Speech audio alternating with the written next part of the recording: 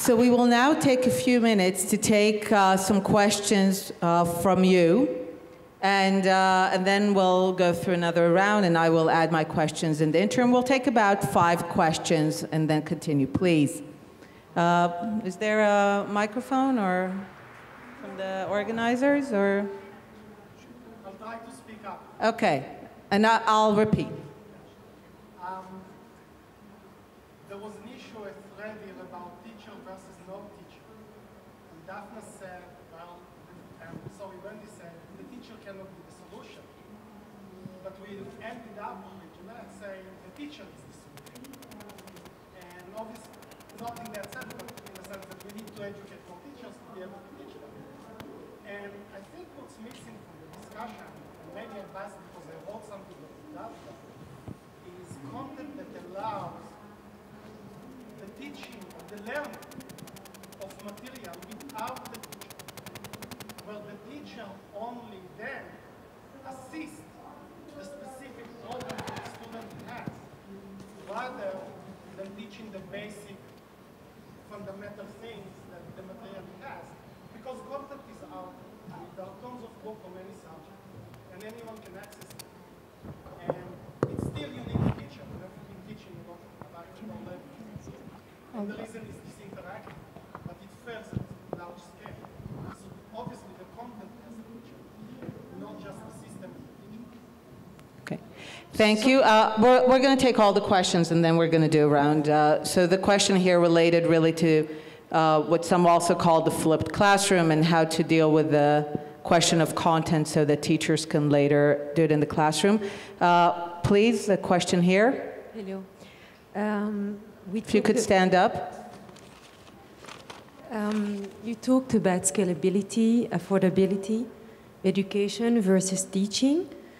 I was wondering what is your vision about Khan Academy that is doing changes, and how do you think of it as a model to scale? Okay. So again, a fascination with the flipped classroom and the Khan Academy. Please. Yes, please.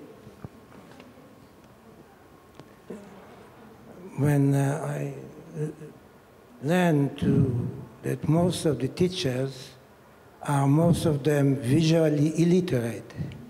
They teach only by word, and word nomination. The visual element and thinking in visual element are not in the curriculum of the teachers, and this is the future. Okay. A word are nominative. A form is all over the world. A circle is a circle all over the world, like a big, small, red and blue. All these elements, which in the Bible say the first, and God, Vayar, Kitov, we are visually illiterate. And the teachers so too. So they cannot, we have to integrate balance between visual and verbal from the very beginning. Okay, thank you. No, sorry, one question only. The question had to do with visual literacy. 2 more questions here, and that's it. Please. I'm possibly influenced by the country from which I come, which has got one of the lowest levels of education on average. But I question... Which country? South Africa. Okay. The question I have is the mismatch between remuneration of educators or teachers on the one hand and remuneration of people in the financial field. And yet we are told there is an acute shortage of enough good teachers and educators. Is the real problem not the whole financial and economic system that is preventing the market from remunerating educators appropriately? Okay, so question on a market and paying teachers. And last question over there, please. Thank you. I was impressed and moved by the intervention of Dan Shechtman, because he's the only one who spoke of the moral implications of education, whereas all the rest I heard here, and I'm not critical, was about the technicalities of how to produce the highest possible education for the largest number of people. Now, I cannot forget the experience of my childhood. In my childhood, the most educated nation in the world was Nazi Germany. And you know what happened. And if you look today through if you study the protocols of the war crimes criminals, of the war crime proceedings, you are surprised by the number of mass murderers who were PhDs, doctors of education, doctors of law, doctors of medicine. The SS was full of these doctors, the most highly educated nations. That's why they had the best army in the world. Dr. Wahl, just a question. Yes. So can we hear more about the moral implications of education? Can someone elaborate on what Dan Shechtman said? How can this high education lead to better human beings? Thank you. So please do relate to any question that takes your fancy, and then we'll address some of the other things you mentioned. Please. I'd like to take tackle the first question, which had to do with how technology is actually perhaps changing the role of the teacher in the classroom, especially since I was the one who raised the teacher training challenge for spreading computational thinking. I do think that technology through organizations and companies and businesses like Coursera and edX and so on can have a transformative effect on delivering content to students, to children, to everyone around the world without the teacher. And I think that's what I see as one of the transformations in education for tomorrow. And I think it's happening. It's going to be even greater and the impact will be even greater than we feel. But that does leave the question of what is the role of the teacher? And by the way, I see this as a mechanism that can help spread computational thinking, so that may, in fact, solve my teacher training problem. But that does leave the question of the fourth grade teacher. What is the role of the fourth grade teacher if the content that is taught currently in fourth grade can all be accessed through technology? And I think it gets back to what President Lawrence was saying. A lot of the critical thinking skills, the creative thinking skills, for instance, when you go to the web and you look at some Wikipedia page, or you look at any website, how is a 9-year-old, a fourth grader, to determine whether some content is better than another piece of content that's presumably answering the same search query? There's judgment involved. And there I see the importance of a teacher to help a student understand how to analyze the contents, how to judge and evaluate what content is being read, say, off the web. And so that's one idea, that's one way in which a teacher still has an important role in the classroom. Thank you. So I'd like to add to that and agree with Jeanette's point.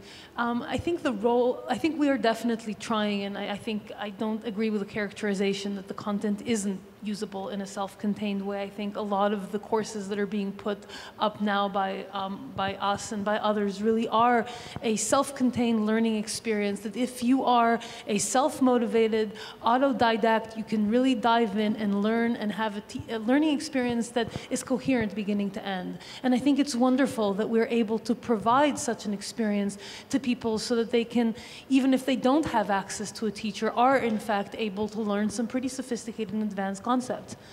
But then where does that leave the role of the teacher in the elementary and secondary levels and also in the college levels? And I think the role is twofold. First, not everyone is that super self-motivated autodidact who can learn the material by themselves. Some people need that extra help, the extra support that a teacher can sort of really home in and see, okay, so that's what you're not understanding. Let's let you get over that hump. And I think that opens the door to a student-centric learning where students get the help they need when they need it, as opposed to the one-size-fits-all, we're going to put people in sections of 50 and have a teacher assigned to each section. But rather, students get the help that they need. And then the other role of the teacher comes back, I think, to the issue of education and all of those what are often called softer skills, even though they're not soft at all. They're actually kind of hard and very, very important. The critical thinking, the formulation of ill-defined problems into something that's solvable, the formulation of coherent arguments to convince somebody of your opinion, the ability to identify flaws in somebody else's arguments. All of those are things that currently, at least, unfortunately perhaps, we don't have mechanisms that will allow a computer to do that as opposed to a gifted teacher, or at the same level that a gifted teacher does. And so I think that there is still very much a role for teachers, but at the same time that shouldn't reduce the burden on us to try and make as much of the educational experience as possible available in this sort of electronic form so that the largest number of people around the world can benefit from it, even if they don't have access to a teacher. Wendy? I'd love to address this as well. You know, when I think about what I've seen, you know, from the experience of working with the most marginalized kids, it's just impossible to imagine providing kids with a truly transformational education, not just the, I mean, and I really agree with everything you just said, I mean, not just the 10% who are born with the self-motivation. And for that 10%, you know, you put a tablet in front of them and, you know, they'll go to the moon. But for the vast majority of our kids, irrespective of socioeconomic background, you know, you need the teachers to inspire the kids to get on a mission to get a great education. So I think, you know, just I can't imagine taking the teacher out of the equation. And yet, I don't think it's as simple either as just saying, so let's just put everything into teachers, you know, and that's what I was trying to say earlier. We're asking so much of our teachers. We're not leveraging technology. We're not putting them inside structures that are actually designed to support the efforts of teachers to become better and better over time. You know, et cetera. So ultimately, you know, it's not going to be as easy either. And I think, you know, so many conversations about education, we find ourselves in these overly simplified debates about, can we do it through technology? Isn't it just about fixing the teachers? It isn't about any one of these things. It's about all of these things. And I think about the notion of leadership capacity because, you know, if we're going to improve the system in South Africa, we're going to have to do so many things. We need to better train our teachers. We need to design our schools differently. We need to do so many things. But how will we do any of it if we haven't invested in a leadership force of folks who can actually go train the teachers, who can change the policies, who can, and this is something we talk about very, very little. What are we doing to ensure that we're channeling the energy of our future leaders, our society's future leaders, against this issue that is perhaps the most fundamental of all issues, education. So I just think that's got to be a much bigger part of our thinking than it is typically today. Thank you. Let me say a word about two of the last two questions, and it's sort of a good news, bad news set of answers. The good news answer with respect to the moral aspect of education, I'm actually more optimistic on this than many people are. Briefly, I will tell you at Brandeis, we've just come off of a year-long strategic planning process, which included, it being Brandeis, a rather broad range of discussion throughout the Brandeis community. We had many differences of opinion. The one place you came closest to a wall-to-wall coalition was on the notion of social justice, of Tikkun Olam being essential to the education. What that means many different things to many different people, but that's a key part, a key component of education, not just in the social sciences, but in the natural sciences as well, and the humanities and in the creative arts. For those who are cynical about young people and what they think they want to get out of their education, I can certainly tell you from my experience, they are not only open to this kind of education, they are thirsty and hungry for this kind of education and relate to it in a very dramatic way, both in the classroom and even more so in terms of experiential learning and in terms of internships and work that they do in the community. So that's the good news answer. On the answer, on the question with respect to resources that go into education, I think particularly at the sub-university level, which is what many of my colleagues have been talking about, I think this is a classic public good paradox, where you have a good that is undervalued by the society, which is to say everybody values it, but nobody wants to pay for it. There are enormous free riders with people allowing it to go forward in public schools that in many cases, including the United States and many places around the world, are substandard. And the costs are being felt widely by the society, but it's not in any individual interest to address that. When you have a market failure, typically that calls for a role of the state. And I think the state has a major role to play in the funding of public education at a time in the United States when we're seeing many cuts back on that as opposed to resources being put in. Many private university presidents in the states, seemingly surprising to many people, are making arguments about additional resources into public education, even though we're in private education, precisely to address this. Maybe the best I can make out of it is that the cost of substandard public education is not well enough articulated. And I think if we do a better job of articulating from our leaders all the way down to our national leaders down to our community leaders, of articulating what the costs are, then we hear some of the benefits that my colleagues have been talking about, and maybe the case of addressing this public good paradox are more apparent. Dan?